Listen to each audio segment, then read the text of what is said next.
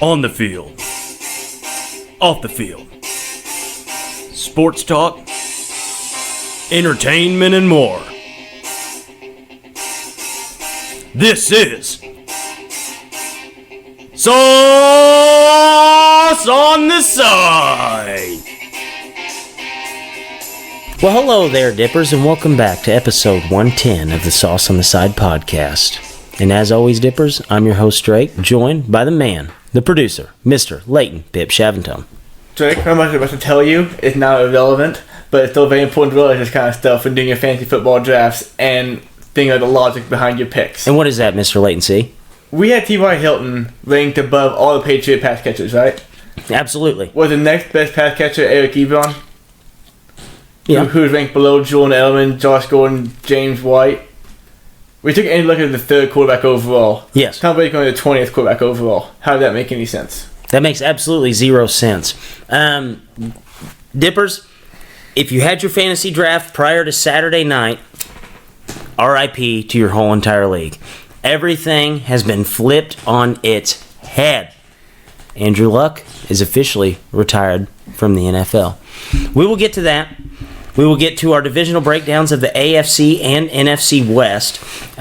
We are going to talk a little bit about college football, kind of talk about what we expect now that we're outside of week 0 into week 1, kind of give our first analysis of college football with betting, which is what everybody wants. We will give you the free tips that we have here today. So, Leighton C., Andrew Luck is officially retired from the NFL. The news actually broke at probably the weirdest time possible. First, we will get to the timing with this. Mm-hmm. What do you think about the news breaking while Andrew Luck's on the sideline of a preseason game? I think it's just the nature of the beast. It's like Adam Schefter got the leak of the tip or whatever, and it's his job to report it. So like he has to be the man. He has to do it. So it just sucks that's when the leak came. Like I don't know why it came then, or like somebody inside the organization was pissed off about that obviously, and decided to leak it then because it could have leaked out any time. Reports came out that he talked to Jim Irsay the past couple of weeks about retiring or not to retire. But yeah, just unfortunate. Yeah, I think the timing's very unfortunate, because the Colts fans, everybody's out there booing Andrew Luck. I have no problem with that. I understand. That's your knee-jerk reaction. Mm-hmm. Anytime that you have a guy that you look at to be the cornerstone of your franchise, the guy, you've had Peyton Manning for number of years, like 12 years, and then you get Andrew Luck, so you are solidified in your thoughts as a Colts fan. All the people booing, I understand where they're coming from, and I think I'm the first person that's actually said that I've heard. Everybody said, well, you can't boo Andrew Luck. Guys, you're getting a knee-jerk reaction. Mm-hmm. The timing wasn't before the game. If they had time before the game to take that in, then I would have a problem with them booing. Yeah. But to boo, it's an obvious knee-jerk reaction. Imagine being at a baseball game and one of your favorite players retires mid-game. You're obviously not going to be happy with that decision. Yeah, it's just like, I don't know, that's a great example of that, too. That's just a bizarre thing to be at. I mean, after the game, favorite player retires, just like... He's on the sidelines of the game. It's like, what do you do? Like, you're not going to be cheering for him. No, it's a knee-jerk reaction, and you have to have give people time to take that in. Yeah, because that's like unprecedented. Like that's the most shocking thing for us of a lifetime in sports. Absolutely. Other than Aaron Hernandez literally killing somebody in his time of his career, like that's probably number one. Luck's number two. Yeah, absolutely. I mean, imagine if Bulls fans were at a game and Michael Jordan is sitting on the sidelines. You're gearing up for your 4th championship in a row, and Michael Jordan just calls it quits. Bulls fans weren't happy about that. It took them time to adjust and realize that Michael Jordan wasn't going to be the cornerstone of their franchise. I understand that Andrew Luck isn't Michael Jordan, but he's a very good player, and he's the guy that you rely on. So he decided that it was due to mental fatigue and having to basically rehab every single season. What are your thoughts on Andrew Luck retiring just outside of the timing? I mean, it's his career. It's his life how he wants to do it. Like, I can't sit here and tell him that he shouldn't retire because he owes something to his teammates. Did it something to his teammates, to the organization? Yeah, because they basically helped him. Like, they never any time pushed him back onto the football field. He did owe him something, but at the same time, I mean, it's his career, it's his body. Like, think about it this way. Like, this could happen often. I think week 7, week 8, the Panthers are not a good football team. Cam Newton gets nailed in the middle, hits his knee or shoulder again. How many times he gonna keep saying, "Well, I could get hit again"? Let's just strap him up. It's Let's like, go back out there. It's just like it's an interesting football way of thinking. Just like people call it millennials, just like the me generation, because we are more just like selfish and kind of things. Like Tom Brady, Drew Brees, Ben Roethlisberger. I thought those guys keep taking hits, keep getting back up. We see life past what we're doing right now. We see the actual value in money and ourselves, and we don't want to deal with that shit. And Andrew Luck always seemed like a guy who was just really good at football, but he played because he was really good at it. And like, I'm not saying he had a work ethic, but I feel like it just came naturally to him. Yeah, no, he's always been good. He was obviously took Stanford from basically nothing, a team that had just won a handful of games every single year and brought them to the forefront of college football. And here we are, 10 years after he had signed to go to Stanford, talking about Stanford being a ranked team. Guys, that did not happen until Andrew Luck was there. Everybody thinks that Stanford's always been this powerhouse, especially the younger generation. This team is because Andrew Luck decided to go there. And, you know, you think about Andrew Luck, he made $200 million over the last 7 years. Yeah. Let the guy do what he wants. If you look at anybody that has any job right now, if you say, I handed you $200 million, what would you do right now? 90% of those people, first thing they're going to say, quit my job. Yep. Quit my job. And Yep. guess what?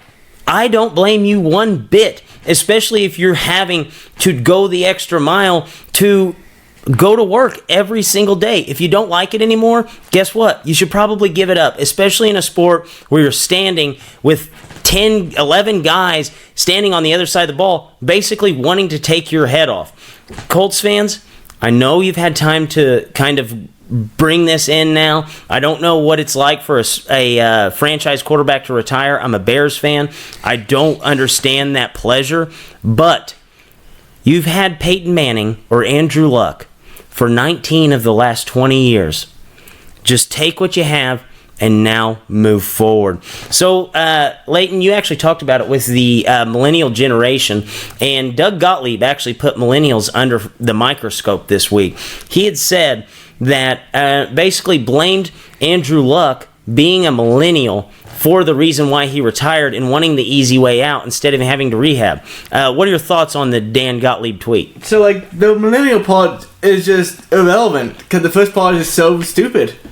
Like, we just talked about, like, who for we to say who can and cannot retire? Like, Absolutely. Like, Doug, let's say every morning when you walk into the Fox studios, you step on a thumbtack. And you do that every day because that's part of your job. How many times you step on that thumbtack until you say, you know what? I don't have enough money to step on that fucking thumbtack anymore. Yes. I'm just going to avoid thumbtack from now on and like, do something different. Yes. I mean, you're not going to go in there every single day knowing what your job requirements are and knowing that you just don't have the love for that anymore. I mean, Doug Gottlieb probably never made $200 million in his life, but if he did, I guarantee one thing that he would not be doing, and that's broadcasting sports.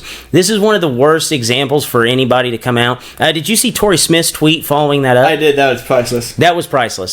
So, Dippers, in case you don't know, Doug Gottlieb got in trouble because whenever he was a freshman at Notre Dame, he had to transfer away from Notre Dame because he was stealing his roommate's credit cards. And Torrey Smith came out with a tweet that said, well, Doug, if you know, the millennial way out of not being able to make money yourself because it's too hard is to basically go out and steal it from your roommate.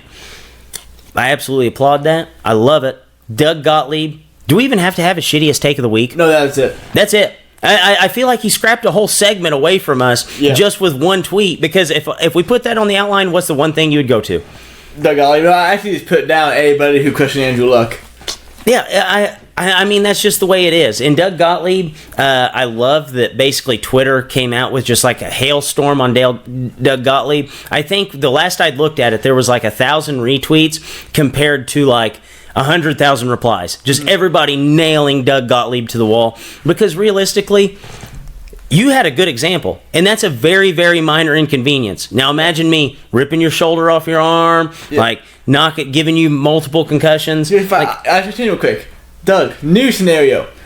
Luck didn't get sacked any times last year. What, under 10 times? It was 8 in the last 12. That's all I know. I think it was about 10, 15 times. Yeah. Okay, Doug, let's say once a month you get hit by a car walking into work. Yeah. Doug Gottlieb stopped going into work. Like once a month.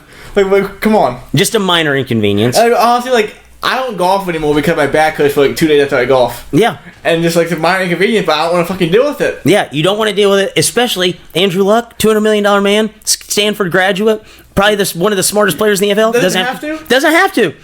You say you don't have to deal with this. Hey man, you don't. Yeah. Now, did you see that he actually had an itinerary? Like him and his wife are going to go travel the world now. Yeah.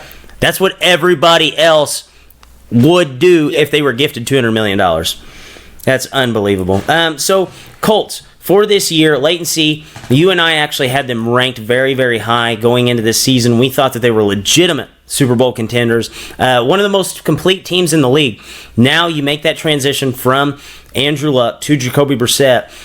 What do you think about the Colts' chances for this year and going forward? So this year, I mean, they're not going to bring a Super Bowl. They might make the playoffs, and they might win 9 games, 8 games. They may still make the playoffs. I mean, they could because the team around Andrew Luck was so good. They'll be competitive, but not good at Andrew Luck. Going forward for the far future, though, it's not as easy as people who say, "Oh, they got something out of the cap." Is going to say it is. Because we had them ranked top 5 for sure. Oh, absolutely. In NFL. And Andrew Luck's top 3 quarterback in the NFL probably. Absolutely. The thing Vic always talks about when quarterbacks finally hit their level of their career in their mental game compared to the physical game. Andrew Luck would have that. Andrew Luck had that at a different level than most players. He was just a special quarterback. Yes, very special. And they lost that. That team might have been all the way with Andrew Luck. You pull him away, there's no Andrew Luck's out there. No. One could be Andrew Luck? Maybe. We don't know that right now. Yeah. So I think for long term, the Colts I think this is ruined the franchise. I think the franchise is toast, basically. Chris Ballard is a great GM, but for picking Andrew Luck, it's a high mountain to overcome. I know what you're gonna say. People are gonna say, "Well, Nick Foles Super Bowl." Nick Foles has played really good 4 games in a row. Yes.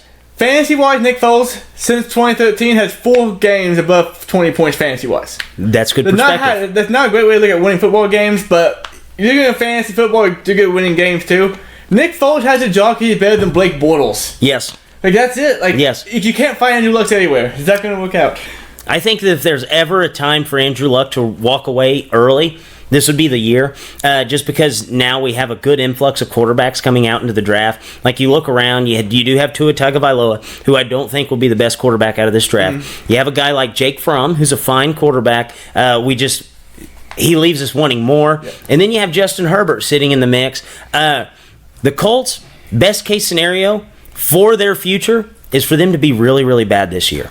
They have to be really, really, unless they're terrible next year. They need to be the 0-16 next year. They need to channel a way to then figure out, okay, how can we make all our best players just not play this year? Yeah, Trevor Lawrence. That's the easy answer. Unfortunately, I don't think the Colts, their roster isn't that bad.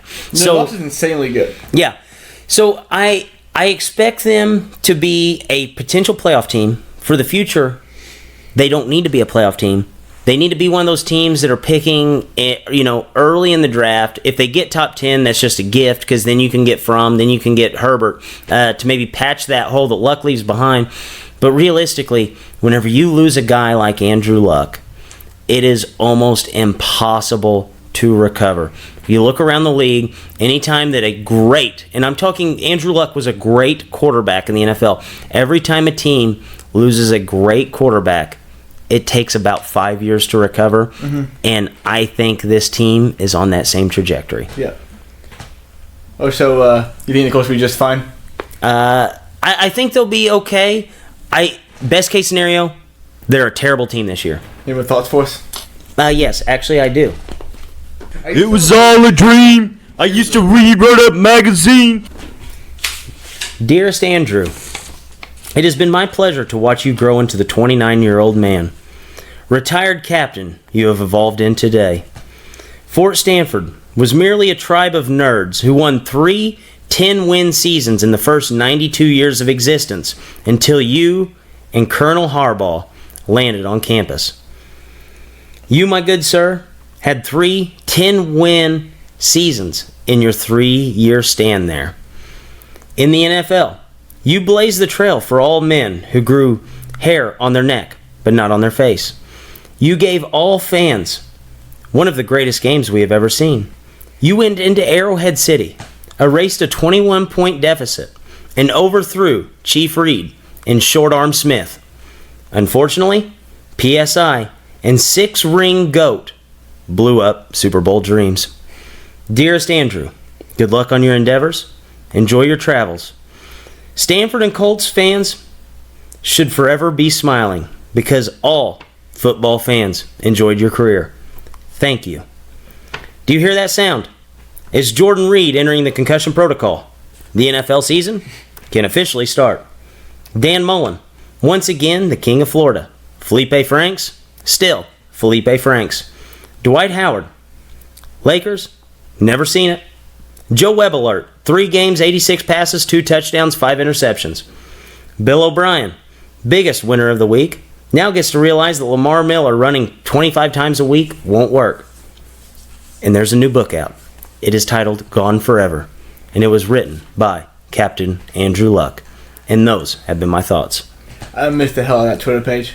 Dude, that Twitter page... That's like one of my highlights every Sunday. It's in the game ended, like an hour later, got a nice little tweet. You know the guy that's running that Twitter page is the biggest loser of this week? Oh, yeah. Absolutely, dude. Like, you can talk about Colts fans all day, but that guy's not going to get his 5,000 retweets every single week off of a flame Andrew Luck tweet. It's kind of in the Tiger Tracker wins. The biggest winner of the week. Not the loser of the week. Biggest loser of the week, unfortunately. So, latency, let's go ahead and get to our divisional breakdowns. Today, we will be breaking down the AFC and NFC West. Let's go ahead and start us off hot. AFC West, what do you have? 4-1. 4-1. All right, the Oakland Raiders are number 4. I mean, they could be a bad football team. Absolutely. Like, granted, they didn't bring 24 players to the game in Canada this past week, but even though still, like, this team... Derek Carr, he good, I don't know. The year they went 12-4, like now 4 years ago, though, so many things went right for the beginning of the season. Beat fucking Saints at New Orleans in an overtime game. Yes. Like, that's not going to happen. Do you remember whenever they were all dancing on the sidelines and we thought the Saints or the Raiders were going to win a Super Bowl? Yeah, I do. That was just like 2 years ago, dude. Marshawn Lynch was there, shaking the dreads. We all had him locked into the Super Bowl. Boom. They're picking in the top 15 again. Yep. Third place, Denver Broncos. Joe Flacco, Drew Lock. I saw Joe Flacco, Drew Lock. I think I saw the year on the IR, but I mean, it's not gonna matter who you put in there. Now the defense, I think, will be very good. Talked about it in the Fantasy 15 Fantasy Series. I mean, they both like the Bronco defense for fantasy purposes. Absolutely. But I mean, on the offense side of the ball, the Hawks moving. I think Philip Lindsay might be okay again. Ford's gonna be in the mix, but quarterback position, what really matters, Joe Flacco gonna get done for you. Second place, the Los Angeles Chargers. I got right first time ever. That is actually the first time on this podcast, dude. If we had a reggaeton horn, this would be the first time to drop it. I almost said San Diego, caught myself the first time. Good catch. They're a really good team. If I knew Dylan and Jalen could be healthy the entire season, they'd be one in the division. Dude, that's exactly how I thought. You're like, if I knew Dylan James is a special, like, he's a playmaker. Like, he makes plays in the secondary, and in a passing league, we got to play Patrick Mahomes twice. Once early in the season, you need that kind of guy back there to be in that tiebreaker. Because the Chiefs are the first place team, and they might be the best team. Might have the most talented offense in all of football. Yes. Might have the most talented team in all of football put all together. They are a powerhouse team. They are a freight truck, and just get out of the way. Yes. Leighton, you actually stole the breath right out from under me there. I mean, the Raiders, we know what they are. They're a bad football team that all they did was add a receiver and a rookie running back out of the draft. We expect them to be bad. They will be a team that will be picking right at the top of the draft, and John Gruden is going to go out and get his quarterback. This is a bad, bad football team. And number 3, you have the Broncos. This team, I really think that they could be a sneaky wild card team if the defense plays like I truly think that they can, especially under Vic Fangio. Questions about Joe Flacco. There's a ton. Joe Flacco, I think his best days are behind him. Actually, I can go ahead and say I know his best days are behind him because he's not going to win another Super Bowl. But this is a good defense that could get this team to a potential 10-win football team almost in any other conference. You know, they're going to beat up on the Raiders. I don't think they have enough to stop the Chargers. I don't think they have enough to stop the Chiefs. So there's 2 guaranteed losses. This is probably a team that's going to be flirting around 8-8 if I've ever seen a team be an 8-8 football team. Next up, I have the Chargers. Now, if I knew Derwin James was going to play 16 games this season, this was actually my preseason team that I was going to kind of throw out there that could shock some people. That's going to be very good. Now, this team, once they get to the playoffs, Derwin James, he's healthy. I like this team a lot more than the Chiefs all the way around. They have every single piece. They check every single boxes. Unfortunately, they do not have, like Leighton said, a guy in the secondary in a passing league to get you to the 11, 12, 13 wins even that's going to be necessary to win this division. And then at first, the Chiefs. The Chiefs, they showed great strides last year with the offense. I don't expect Patrick Mahomes to do what he had just done a season before, but they reloaded up on defense. They have the offense back, and Andy Reid is a mastermind. You have to like the Chiefs, especially after the Derwin James injury and all the questions with Melvin Gordon, because that cannot fly underneath the radar. Next up, we have the NFC West. Leighton C., run it through. Fully in this one, you're struggling for you, Jake. San Francisco 49ers. I do think they'll be a competitive football team. However, I am not buying into the fact that Jimmy Garoppolo, because he went 6-0, started in San Francisco, and played in the Tom Brady, they're going to walk into San Francisco and lead them to the promised land. This team actually had a lot of flaws. Quarterback aside, Jimmy Garoppolo, I think he's a very good quarterback, but I don't think it'll be enough to get them out of last place, basically. Yeah. The third place got Arizona Cardinals. Kyler Murray, give him 4 weeks. There's never been a player in the NFL with his accuracy and his speed. Absolutely not. Ever. Like he literally a once in a lifetime talent just because of that. He's a smaller, way more accurate Michael Vick. Yes, if he was 6'2", there wouldn't be a question about anything he can do. Absolutely But not. He's 3 inches shorter. He'll be fine. You know, really lucky start to the season, but I think weeks 5 through 16, week maybe 7 through 16, the Cardinals will be a very good football team. Second place, Seattle Seahawks. You know, basically, Jake's death taxes. Ezekiel Elliott is Russell Wilson and Bobby Wagner. Yes. Like, they have 2 quarterbacks, 1 defense, 1 offense. So they're going to get it done. I don't know how Seahawks are always at 10-11 wins at the end of the season, but somehow Russell Wilson, Pete Carroll, that defense, they just get it done. And first place, the Los Angeles Rams. That's twice. We've done it twice. Biggest question is, I like Todd Gurley. Last season, he didn't tear the whole season long. Then last year, even in the playoffs, he didn't play. In the Super Bowl, he was not playing. That is not a good sign. Earlier in the fantasy draft, some took him 7th overall. A horrible decision. Do not take him 7th overall in fantasy draft. This team will be fine, though, because they have Darrell Henderson, who Drake also loves. Love him. Step in there. And more importantly, they have Sean McVay, who makes Jared Goff good. Yes. Him and Todd Gurley being there to kind of limit his workload definitely helps. So I'm going to go ahead and give you 4 through 1. 4th place, I actually agree with Leighton C again. San Francisco 49ers. Guys, this team is not a Jimmy Garoppolo away. We were talking about this team setting a historic pace for interceptions last year, or lack thereof, on the defensive side of the ball. I mean, this team, they could not force a turnover to save their life, and that's what you need in the NFL whenever every single offense now is a well-oiled machine. I know everybody loves to point back, oh, well, they have Richard Sherman in the secondary. Where was he at to intercept the ball? They could not force a turnover to save their life. I think that they are a little bit better team than what they were, but unfortunately everybody in their division got a little bit better, or they stayed the same. Unfortunately, San Francisco 49ers, I think you're going to get more of the Jimmy Garoppolo that you saw in the preseason than what you saw on that tear 2 years ago. And then in 3rd place, I have the Arizona Cardinals. I like this Arizona Cardinals team. Last year, I remember I was high on the defense. I was talking about how this team could possibly be a top 10 defense, how you could maybe stash them late. They still have a lot of good pieces. I know that Patrick Peterson is going to be out for a few weeks, but this team is still very, very sound. The only question I have now, I'm not even questioning Kyler Murray. I saw what he was in college. I know how good he is.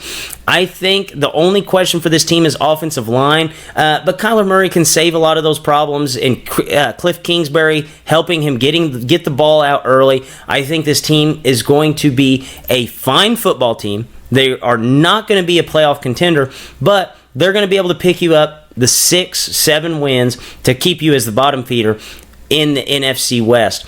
Next up, this is kind of a surprise. I have the Rams. I think the Rams are going to regress a little bit. I think that we hadn't really seen that stutter in Sean McVay's career until last year. He went and played the Bears, and Vic Fangio laid out a great game plan against that offense that slowed him down. Now, I'm not saying that this team is going to be bad as what we saw at the end of last season, but now there's been a guy out there, and there's been multiple teams now, because we saw the offense struggle in the playoffs. We saw it at the end of the season last year. I don't know if that's all of Todd Gurley's fault. I think that's people narrowing the gap between Sean McVay and their defenses. Unfortunately, I see the Rams at about they could be a team that wins the division, obviously, make a run at the Super Bowl, but I feel like this is a team that if there's ever a time to take a step back, this is now. And then I have the Seattle Seahawks actually winning this division. This team was a playoff team last year, and Russell Wilson threw the ball less times than we had ever seen. Now all those players get a little more skilled. Obviously, Russell Wilson, if he throws the ball 500 times, he's going to put up terrific numbers. You have a solidified running back with Chris Carson. They have a Rashad Penny in the backfield, and that they know how to use him now. Last year, they had no idea what they were doing. Tyler Lockett, I expect a big year out of him. I expect this offense to be one of the most high-powered offenses in the NFL. That's something that we really have not said about the Seahawks basically since Hasselbeck and Sean Alexander were behind center. I absolutely love this offense, and you have Bobby Wagner on the other side of the ball. Leighton said it the best, quarterback of the defense. I don't think you can go wrong being hyped up about the Seattle Seahawks season this year. So Leighton C, it is time for us to throw some darts. Pew, pew, pew, pew, pew. We're playing darts, baby. We are going to do our contender or pretender dart game. Leighton C, we have to do a short show, so let's get 2 throws in. I can't go without throwing 4 darts, so we'll only do 2. You're up. And we have a 10. 10 is Los Angeles Rams. Los Angeles Rams, okay. Leighton C, take it away. So, I mean, they are a contender because this team was so good last season, and they had that Super Bowl game. Sean McVay has said himself that he over-prepped for me, over-coached it a little bit. You didn't think that was going to be a possible thing to do. That's not. Evidently, to Sean McVay it was. So Bill Belichick overcoached. So this season, I expect them to be not good as they were last year, but we've got some because you don't have seasons like that twice, really, ever. No. But they do be a big football team still. They show Sean McVay, who is just a great call on the offense. I don't know if running to the Bears. I think they'll be okay against the back to Super Bowl this season. Maybe win it all this year. I think Rams are definitely a contender. Yeah, I do see them as a contender. I don't see them winning this division, though, because I think Sean McVay's kind of smartened up a little bit. And that's, I say that they're not going to win the division, but that is not necessarily a bad thing. I do think that the Seahawks are going to win this division, but I think Sean McVay is going to save Todd Gurley only for when they need Todd Gurley. And that's a good thing, because realistically, you look at last year, that was basically the case and point to why they didn't win the Super Bowl. You have your best player on offense touching the ball about 7 times because his body just cannot handle it. I think this team is a contender. You look at the offense, you look at the defense, they have the pieces around to make it happen. They maybe have the most prolific player on offense with Todd Gurley and the most prolific player on defense with Aaron Donald. I absolutely think this team is a contender, but I do not think they're going to win the division, which is one of the few teams I can say that about. So, Leighton C, my throw. And we have a 4. The Jacksonville Jaguars. This is a tough one. We're never not a team talking Jaguars. Yeah, I think this team is a pretender for sure. I think the defense now will be back on top, being great. I think that the offensive side of the ball, there's a ton of questions. The offensive line's bad. Leonard Fournette has basically shown us that he's not a great running back in the NFL. You look at back-to-back seasons of basically mediocre football whenever he's on the field. I know that he's had a handful of great runs, but he's not a guy you can turn around and hand it to and expect 5 yards. The wide receiving core, who are those guys? Mm-hmm. I mean, you have D.D. Westbrook, you have a handful of Keelan Cole, a handful of guys that are okay. This is C-minus talent on an offense that you expect to be ran by Nick Foles. Guys, this is not the Eagles, who has a bunch of B guys out wide and B guys in the backfield. I think this team is going to struggle. And Jacksonville Jaguar fans, you did not get the guy you were hoping for in Nick Foles. Yep, just took it out of my mouth. I mean, the defense could carry him a lot, but at some point in time you got to score 24 points, and Jaguars have a hard time scoring 24 points. Yes, it's going to be rough if you're a Jacksonville Jaguars fan. So wait and see. College football, week 1, we did the preview last week just because week 0 was obviously there. Week 0 is the weirdest thing in college football. They didn't win one premier game for that. Yes. Like, I don't like watching Youngstown State and Stanford. Dude, you watched that game too? We were together. Oh, yeah, we were. That was terrible. Terrible football. Rough weekend in Nashville, folks. Please just pump the brakes on that. We were together. But yeah, Youngstown State and Stanford, that's what we have. Just ready to watch that. Then we got and then watch, you get the U versus Florida. Yeah, you'll hype me up for that. Yeah. And then you get Hawaii and Arizona. Arizona. Why not just play a game in California? Why not have USC play? Why not just have Oregon play Auburn that this weekend, have another good game this next weekend? Yes, I absolutely agree with you. Bad job in AAA. Yeah, and you have Kevin Sumlin out there. They couldn't stop a stiff breeze, man. Dude, yeah. Hawaii puts 45 points on you, and you're supposed to be coming from the SEC, who's the most defensive side of conference in the NCAA. Yeah. Absolutely terrible. So, guys, what we like to do is we like to go through our college football bets, college football ranked opponents, and basically break down those games, maybe slide you in some bets. Wait and see. Auburn versus Oregon. This is the first game we get of ranked opponents. Oregon is a +3 favorite at Jerry World. What do you like? I'm picking Auburn for a couple of reasons. Talked about last week, Tushka maybe came in really when it was. That quarterback's a stud, man. Bo Nix. Yeah. I watched him play. He was on ESPN like 12 times last year. Bo Nix, stud. That's my thing. Oregon, they're a good football team, but I feel like a lot of their ranking because they have Justin Herbert. Yes. I feel like this team is honestly more of a 15 to 20 ranked team, say close to the top 10 ranked team.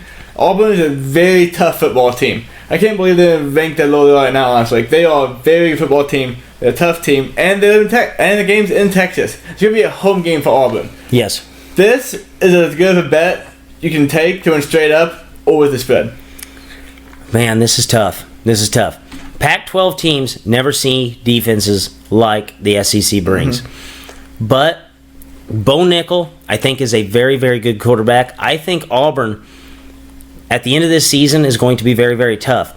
But you're looking at a team with Oregon, a team that we've really never seen before, that we've thrown Oregon out. They have Mario Cristobal, who is an SEC guy, came up under Nick Saban. I think he's going to have something there to bring to this game that Auburn doesn't. And that is a solidified great quarterback in Justin Herbert. I think Justin Herbert's going to play a phenomenal game. I don't think it's going to be the game that's going to basically propel him straight into the Heisman candidacy. I think he's going to struggle a little bit, but I think Oregon has enough talent on the field to get this done. You look at Auburn and the talent that they have on defense. They're reloaded every single year in Auburn, but Oregon brings a speed that I think is going to give them some trouble. I don't think that this is going to be the prolific shootout that we see year in and year out from Oregon.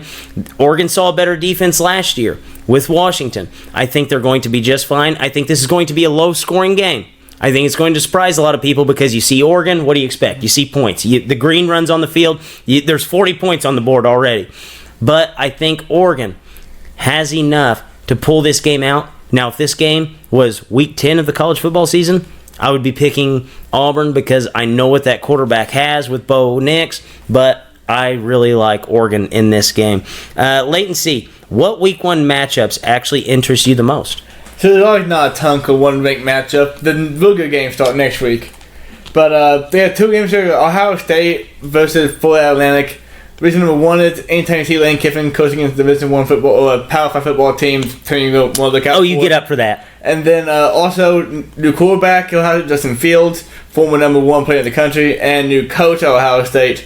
So I'm excited to see how that works. And then second game is Houston, Oklahoma. This is because Jalen Hurts is now quarterback at Oklahoma. I said last week he's going to be a Heisman candidate. Might as well start now. Yeah, actually, both those games I really have my interest peaked towards. But the one game that I'm really excited to see is UCLA versus Cincy. So last year, Chip Kelly struggled basically immediately, dude. Like, that UCLA team was terrible. And Cincy always brings a solid football team. They're not great. They're not bad. They're always just solid. And I want to see if Chip Kelly, now that he had a full year to kind of get guys buying in, I am most excited to see the UCLA offense this week. If Chip doesn't get it done in the second year, there's going to be a ton of questions. Yes, it is. He's probably already hot because no one would be that bad last year. Absolutely not. I think that's the one game that I am dialed into the most.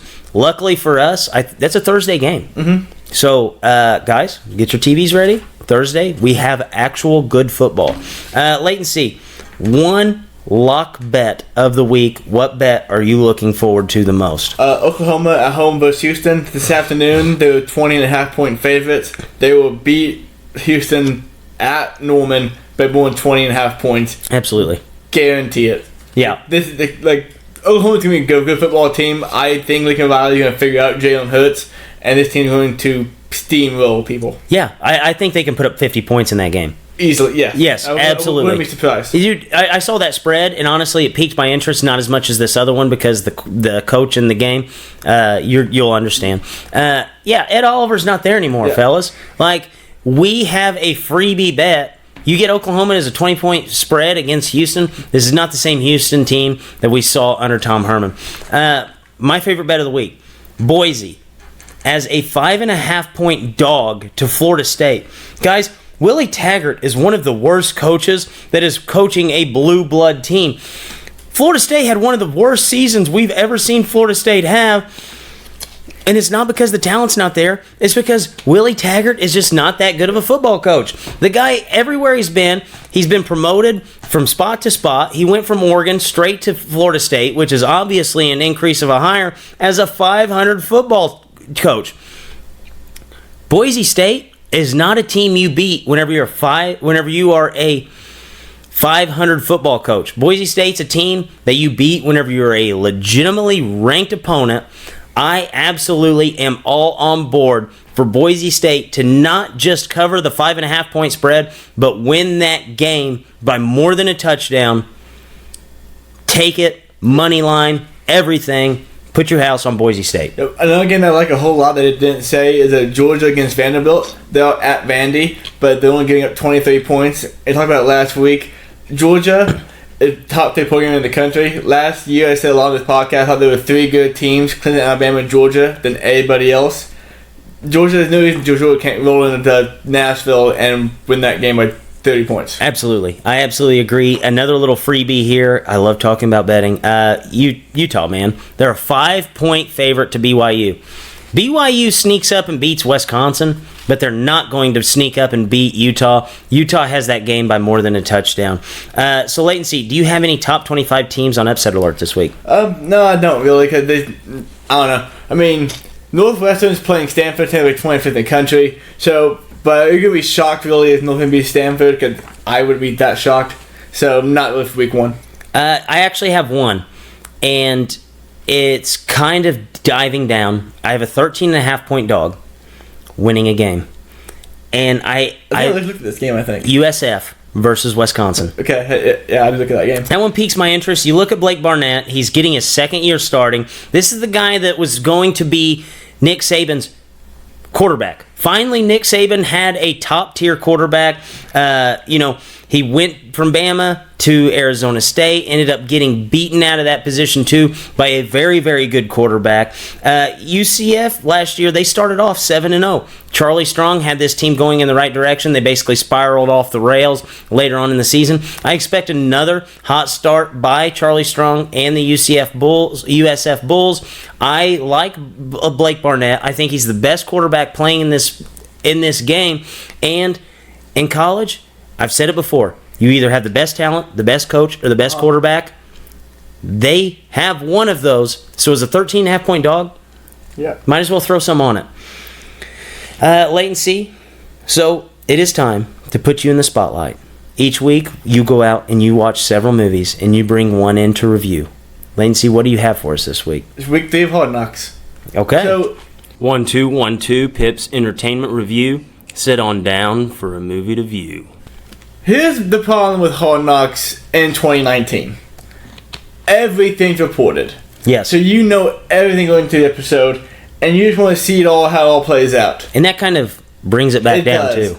And whenever it plays out in a way we don't see any of the behind the scenes stuff, and you just see all the bullet points break down live action, it's not very satisfying. Like, so last week that they did spend like the whole episode revolved around Antonio Brown being on the camera because he was in camp, and it's big deal about that, you know. But like, it wasn't. They didn't give you Antonio Brown in John Gruden's office saying that. They gave you John Gruden talking to Antonio Brown on the field, saying that, you know, he's always there for him, he's his player, stuff like that. Stuff they are saying because they know the cameras are there. And they say, you know what, let's nip this in the bud, let's say we knew everything, which they might have known everything, like, we can't say they didn't. But let's just say that, and then we'll go for the cameras till we go down. You want to see the phone calls with the agents. You want to see him talking behind the wall. You want Mike Mayock and John Gruden talking before Mike Mayock says that it's AB all out. That's what you want, and you just don't get that with Hard Knocks 2019 anymore. Back in 2013 even, back when me watching on the Texans, that was great. That was good stuff. Like, that was amazing stuff. Yes. Social media, for as big as it wasn't big enough yet to where you knew every detail of everybody's life there. And like, all these apps you have now for full fantasy football even, like, you know all the players, what's going on before you see it on camera now. And Hard Knocks taking beam because of it. I haven't interested in a single game yet because they focus so much attention on John Gruden and AB, Derek Carr, which they should do that because those are players you want to see, but you lose the sense of you care about the smaller players. Like, I remember back when the Falcons were on it, there's a wide receiver, I can't remember his name right now, but he bench pressed 225 like 25 times. He got cut. I actually cared about that player, okay? I watched him in depth every week. So, man, he looks pretty good. When he got cut, that kind of sucked. And Devontae Freeman, I knew he was going to see him because of Hard Knocks. They haven't shown Josh Jacobs. Like, He hasn't even been on. He's been on camera, but he's been, like, do you think he'd be one of the focal points for at least an episode? Dude, with the Texans, like, that's whenever DeAndre Hopkins, everybody was like, man, this guy's really good. Look at that grab. Yeah. Josh Jacobs has come out and said that he is hiding from the camera intentionally, but you think he's going to give him something. Yeah. And like, that's the stuff people want. You think HBO will at least kind of give some kind of pressure? Like, we know that's for the pressure of any team to do anything they want to do. But shit, you're in the camp, like, just find the guy. Yeah. Like, show me him doing something at practice. Show me him running the ball at least one time. Let me know he's alive. Yeah. Cause I got my fantasy draft early. Like, I hope he's there. Hope he's playing good. That's unbelievable, And dude. like, I don't know, like, Hard Knocks this year has been the worst Hard Knocks I've watched in my life. I only get 1.8 dips. They're all about 1.8 dips. Wow. Tomorrow night's episode, they show the game on the AL football field, so that's gonna be cool. But I'm not looking forward to it. Put it that way. Like, I'm going to Denver tomorrow night. We're back till Friday afternoon. I probably won't watch this until Sunday night because I'm just not interested in it. That's a bummer. It is. This is. Like, I was so, like, when this came out, we were so excited because this was the perfect storm to have on TV. This was the Jersey Shore of NFL locker rooms. And because of the way the world is now, you aren't getting what you want out of it. This is a slam dunk, man. It's basically like you watch. You ever been to I know you have. You go to a movie and you basically saw everything in the previews, and they basically just spoiled the whole thing for you. Oh, yeah. This is what it is. Yeah. Is it? Yeah. I hope Hard Knocks hasn't gotten to that point. I'm not a big Hard Knocks watcher. I haven't really watched since the Houston Texans because it sounds to me like that was basically it. Like, yeah, That was the one that you actually told me, you're like, you must watch this, and then I was dialed in after that. Yeah, that was peak Hard Knocks. Yeah, unfortunate. 1.8 dips, man. That's low. Yeah. That's low. So Latency, any bold predictions for this sports week? I'm going to predict that within this time next week, the NFL will come out and say that they would reduce these preseason games to 2. We're getting it all together because it's just a joke anymore. Dude, preseason is absolutely Rams terrible. aren't playing their guys. Raiders aren't even bringing all their guys. Like, nobody cares in the world of preseason football except for Marcus Mariota. The 20 guys who get cut a year. Marcus Mariota diving over the goal line. That too. Why? Yeah, we know this is your contract, but do that shit week 1. Yes. Hey, like you're going to start week 1. Yes. Does that matter? My bold prediction is that the USF Bulls actually pull off the win against Wisconsin last year. They showed that they were a very vulnerable team early on in the season. BYU was able to take them down. Now they're facing a much better quarterback with Blake Barnett, much better coaching staff led by Charlie Strong. I actually think the USF Bulls are going to pull something out this week, and it's going to give us something to talk about next week. Anything else, Leighton C., before we wrap this bad boy up? This had to get cut from the show to make it a faster show, but we had down like the top 5 player nicknames. My favorite nickname was Peach Emoji, Tree Emoji. The guy's last name is Buddies, Butteys. Yeah, no, that was actually in my top 5. That's number 1. Nothing's ever going to top Rich Hill's Dick Mountain, is it? Ooh, no, probably not. That was number 1, always in our hearts. I wish Black Hole put Big Cock Black on his. That's never going to happen. Unfortunately not. And on that note, for Drake, for Leighton C., Dippers, as always, stay saucy.